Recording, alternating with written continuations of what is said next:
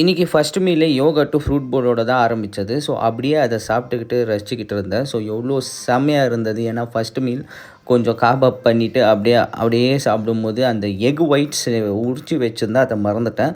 So அதை எடுத்து ஒரு 8 எக் ஒயிட்ஸ் அப்படின்னு நினைக்கிறேன். ஸோ சரியாக தெரில. ஆனால் அதை சாப்பிட்டு முடிச்சுட்டு வேலையில் இறங்கிட்டேன். ஸோ 4 வீடியோ எடுக்க வேண்டியதாக இருந்தது. ஸோ ஒரு இன்ஃபர்மேஷன் வீடியோ, அப்புறம் ஒரு ஒர்க் அவுட் வீடியோ, மறுபடியும் ஒரு இன்ஃபர்மேஷன் வீடியோ, இன்னொரு ஒர்க் அவுட் வீடியோ. ஸோ அதுக்கான வந்துட்டு மாண்டேஜஸ் அப்படின்னா ரோல்ஸ் எல்லாம் எடுத்து முடிச்சுட்டு ஸோ கொஞ்சம் நேரமாக வந்துட்டு நான் இந்த வேலையிலே இருந்தேன். அப்புறமா கிளைண்ட் செஷன் எல்லாம் முடிச்சுட்டு ஈவினிங் ஜிம்முக்கு போயிட்டேன். இன்றைக்கி என்ன ஒர்க் அவுட்னா ஷோல்டர் ஒர்க் அவுட்ஸ். அங்கே பாருங்கள் பம்ப் செம்மையாக இருக்கா.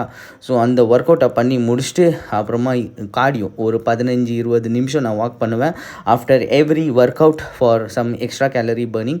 ஸோ அதை முடிச்சுட்டு வீட்டுக்கு வர்றதுக்குள்ளே ஒரு கதி ஆகிட்டேன். அப்புறமா வீட்டுக்கு வந்து இன்னும் ஒரு 2 பர்சனல் ட்ரைனிங் செஷன்ஸ் இருந்தது. அதை முடிச்சுட்டு அப்படியே நம்ம லாஸ்ட் மீல் சிக்கனும் ரைஸும் அப்புறமா எக் ஒயிட்ஸும் சாப்பிட்டுக்கிட்டு அப்படியே மேட்ச் பார்த்துட்டு இந்த நாளை அமோகமாக முடிச்சுட்டேன். ஸோ இதே மாதிரி